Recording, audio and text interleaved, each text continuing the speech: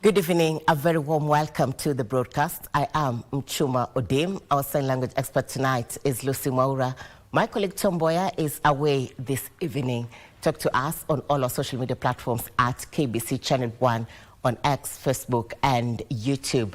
We begin with the lead story. President William Ruto says Kenya is following in the footsteps of Malaysia in the journey to transform from a third to a first world country through investment in infrastructure, energy and trade, among other sectors.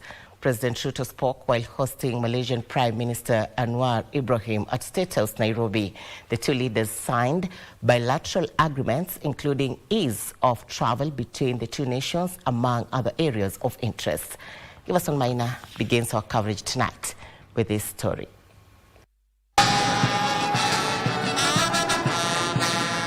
On the second day of his two-day official visit in Kenya, Malaysian Prime Minister Anwar Ibrahim arrived in the morning at State House, Nairobi, where he was hosted by President William Ruto.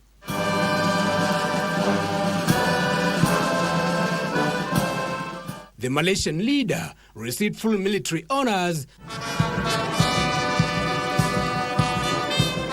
that included inspecting a guard of honor and a 21-gun salute.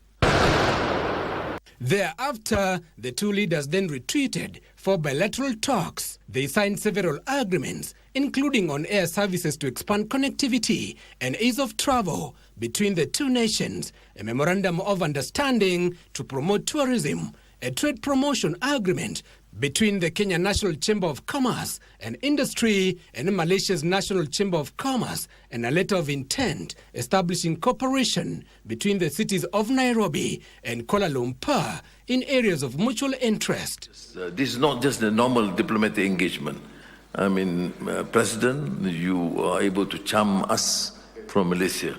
President Ruto saying Kenya is following in the footsteps of Malaysia in efforts to transform to first world status. As we rise, we draw inspiration from nations like yours that embraced bold ambition over limitation and chose excellence instead of mediocrity.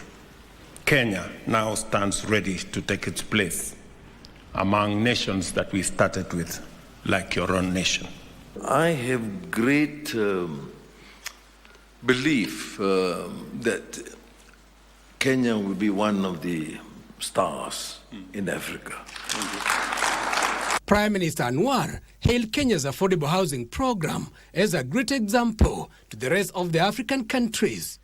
I don't think many countries, including Malaysia, has embarked that fast and that effective because your passion to provide housing for the people, particularly the poor, from Kenya. Anwar also joined President Ruto in calling for reforms at the United Nations Security Council to onboard African countries on a permanent basis. Africa has demanded 2 permanent seats on the UN Security Council with full rights, including the power of veto, as well as 2 additional non-permanent seats. Giverson Maina, Prime Edition.